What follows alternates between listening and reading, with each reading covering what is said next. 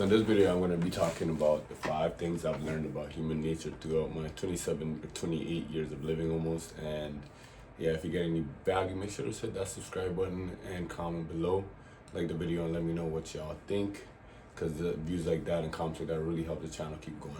So let's get, I'm going to jump straight into it. So number one, go above and beyond if you can. So I say if you can because a lot of people do too much and they end up breaking and killing their body throughout the years.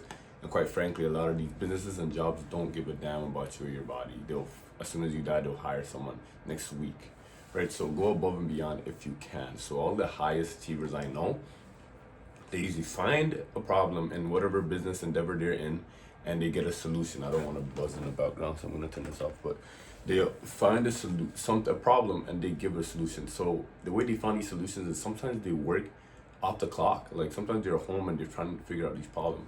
And this mindset and these actions are the difference maker between somebody who is very valuable in the workplace who cannot be lost, and somebody who they don't really give a damn if they leave like the work environment, right? This also helps with relationships, right? If you are a very big value add, sometimes your partner might not even like you, which is scary to say, but they might not even like you, but because of their need for you and your usefulness, it might be so hard for them to let you go, right? So they'll try their best to keep you. So this actually makes you more attractive overall in the world, in the dating space, right? So even I had this friend named Sam who he worked at one of my places, and we had a problem with the printer. Like the printer was just not as efficient as it could be. He literally went to ChatGPT, found a programming language, did set up basically a whole system and a whole program so that we can have more efficient printing. Now, this is a guy who joined the team last, and now I can say he's one of the most valuable people. Now the company, when it's time for him to leave, because he told me he's gonna eventually leave, the company's gonna be fighting tooth and nail, like, no, we'll give you a raise, we'll give you a salary, right? It just increases your human capital. Number two, a lot of people are envious only if you are doing better than them. I think I'm gonna have to go off topic. My laptop's gonna die, but so a lot of times you're doing better than people, they're gonna smile and they're gonna, especially if you grew up with them and you're always on the same level, they're gonna smile and wave, but in their heart, they're not gonna be fully happy for you. So with these type of situations, it's, you can't offer to help without being asked. A lot of time they're gonna take that as you're looking down on them, or like, who does this guy think they are, right? If you give them unnecessary advice, even this is a lot with women. If you argue, like if they come and they tell you a lot of things, sometimes a lot of them just want you to listen. And as guys, it's tough because our innate reaction is to throw out a solution, and to them that's not how their brain works. To them, love is like, oh, I'm listening to you and I value your words and I value what you're saying, right? Like for guys, it's, oh, here's this problem, here's a solution. Ah, I love you, you gave me that solution. For women, it's not that. They want that quality time, the bonding, and for you to show that you care. So it's kind of a kick in someone's face if they come with a problem and you just offer a solution. And this applies to envious people too, right? If you just throw out a solution without being asked, it's not looked at as the kindness. It doesn't matter where the information comes from in your heart. I remember someone told me the road to hell is paved with good intentions. So a lot of times people have the greatest intentions, but it doesn't matter if it's perceived wrong or if the action doesn't lead to the proper outcome. So just make sure to keep that in mind, because a lot of times people don't even listen to the advice when they ask for it. So there's no point giving it to them when they don't. It's just, you're just throwing out great advice and it's gonna fall on deaf ears. So that's number two. Number three, people and animals would rather fight tooth and nail to avoid loss than to get gain. This is why you see someone who's gambling, if he's won a myriad of money, what if he won like 50 grand or like even more, like in one night, a lot of times they'll feel like elated and they'll be happy for that one night, but then let's say a week or a month passes by, it's whatever. That's why you see people that like win the lottery, it's just whatever, they get into the lifestyle. A lot of them sometimes overdo it and lose all their money, right? So, but that same person that won 50 grand, if he lost 50 grand, I would tell you he would feel that maybe 2 years down the line. If he doesn't have 5 grand, he's gonna be like, damn, but you would have had it if you had the 50 grand, right? So that's the thing. As humans, we get used to our lifestyle to the point that when we lose something or it gets taken out from us, we want to grab onto it. That's the problem with, I'm going to use a gambling example again. When you lose money, you want to place that bet to get what you got back. If someone broke up with you, fear of loss, you're like, oh no, I got used to it because your identity became what you had. Right now, if you took that stack of books away from me, I will feel it next time I need to read a book. But if I never had it anyway and he gave me the book, I'll be like, oh cool, I read it, and I'll leave it on the shelf. And it'll literally walk by like nothing happened. Right? So my laptop just died, so I'm gonna have to go from the top of the head. But it's okay, I wrote it on the board behind me. So yeah, you know this and you will position yourself for greatness, right? If you know, okay, I just lost things, so I'm more enacted to try to get it back, because when you're rushed and you want something back so fast, a lot of people, this is where they make the most mistakes. A rush decision is not really a good decision, right? Take time, plan, think before you act. Sometimes this might not happen, but this is why you have to increase your knowledge so that your faster twitch muscles of making good decisions are there for you. And okay, so number 3, we got, even if you're stressed, I have to look at my board behind me. Even if you're stressed, try to do it yourself. It builds character, grit, etc. So, yeah, I know a lot of people who simply rely on just asking for help. That's their main thing. That's the first thing that comes to them. I need help, do this, do that for me. And it's fine, because there's this theory that if you get people to help you, I don't know how right or wrong it is, it shows them they like you more, because why would they help you if they didn't like you? Which I guess it's fine if in controlled variables, right? I know people who can't do nothing for themselves, who always need a helping hand. And this is so bad for your mental and your self-respect, because you are reducing yourself into an infant. You're not reliable, you're not self-sufficient. An infant needs people for everything, and the more you do this, the more people might start to, I don't want to say hate isn't the right word, but they'll build animosity towards you in a way of, why does this guy can't do anything himself, especially if they've done everything themselves throughout their life. It's like, I've done it, what's stopping him?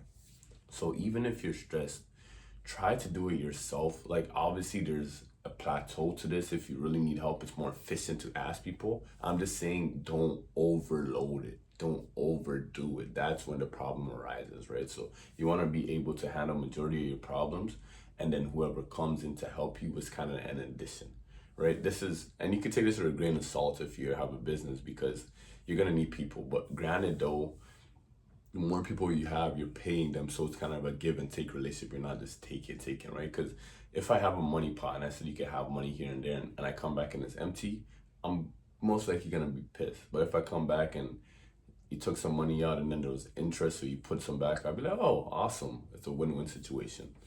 And the 5th one, passion distorts facts. So I say passion, but you could really twist this into emotion in a way of, I've realized personally in my life, every time back in the day when I was madly in love with someone, I would do stuff that wasn't the most healthy. I would do stuff that was like getting obsessed with them, not really putting myself first, that and third. A lot of you could probably easily think of an example when you have got mad and you didn't think and you said something which has kind of boiled over, right? A lot of times when we're angry, we say stuff that like it kind of changes the relationships or dynamic between you and someone else, right? So in the moment, it's very tough, because it's like the first instinct is to go, your amygdala wants to fire off and see whatever's in your heart and your emotion.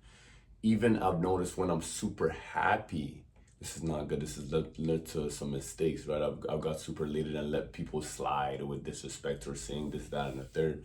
And that's also not good. So extreme passion distorts fact. And if you think about passion and emotion overall, there's 3 ways I think about this. One being overly passionate is telling yourself a story, right? So it's what you want to happen. Like if you're in love only feels good when you're in it, because you're telling yourself a story how everything's gonna go, and a lot of times that's not how it pans out. 2, you are not grounded in reality, right? So you are not thinking about the here and now, you are thinking about what ifs. And 3, kind of lost the train of thought, not gonna lie, but yeah, for the most part, it wasn't that important. It'll come to me if it was. y'all get the gist. So being over passionate, being so zealous to not think about yourself distorts reality, distorts facts. So how can you combat this? The upshot is all of these things, there's a way to combat, right? So I'm gonna trickle down from the last point down and see how we can work with this. So number one, being able to do breath work and being grounded and just thinking is ideal, right? Read books about it, be knowledgeable about your emotions and your everything that happens, because if you know going into the battle what's gonna make you tick and what's gonna make you indulge in mistakes, it helps you a lot to figure out a plan and attack the action. To being stressed, so have methods that help you when you're stressed, right? So people like to meditate, people like to listen to music, people like to be grounded. Like right now I'm recording a video in my room and trying to just lock in with you guys, right? So those are three ways. A lot of times people will write down their emotions, how they're feeling, why they're feeling it, and what they could do. Some people binge eat. I don't recommend that whatsoever, but if it's a very short-term thing, why not, right? So having some ways to control your vices really help. Avoiding fear of loss. This is tough, man. This is tough because in the moment, it feels like that's all there is, right? But you can think about the positives under what ifs. This is the one time I'll say it's okay to live in delusion. Like, I believe I'm very delusional in the sense I believe my channel is gonna blow up one day. I believe a lot of good things is gonna happen to me, right? So it's good to be delusional because when you have fear of loss, you could change that frame of mind, because a human, a lot of things is framing and how you look at the situation, right? So let's say you got left in a relationship, frame of mind, okay, so this shows me you're not my future wife. This gives me more time to go find our husband. This gives me more time to go find my soulmate, right? It gives me more time, less time with someone who's not for me and more time with someone who is, right? And people being envious, just notice the tendency. You have to be able to pick up these micro emotions, microaggressions, right? Like a lot of times if you tell someone good news, their immediate reaction is how they react right away, right? You have to really be adept at looking at emotions, right? If you tell me you got a raise and I'm like, yo, that's amazing, right? The first few seconds really matter, right? A lot of people are good at masking this, so you have to sometimes get some information and deep dive into who they are as people. You have to be able to know who you're dealing with, find out what they are in their life. A lot of people, if they're really smart, they won't tell you nothing about them, but like you could also ask your friends and family who this person is and know who to trust or not, right? Because a lot of times there are people you know for 20, 30 years that you still can't trust, right? You can't trust all family, you can't trust all friends. This life is cutthroat. Know what you're doing when you're doing it, and you'll suffice. And number one, always going above and beyond. It's not that tough, right? Like I really advocate this on my channel. If you can't go 100%, go 50, right? So, and you can still go 100% in that 50. Do as much as you can. Don't kill yourself, right? Because this leads to burnout, and then everything that you worked out for might get relegated or might set you back a little bit. So yeah, if you guys get value, make sure to subscribe, like, share, all that fun stuff.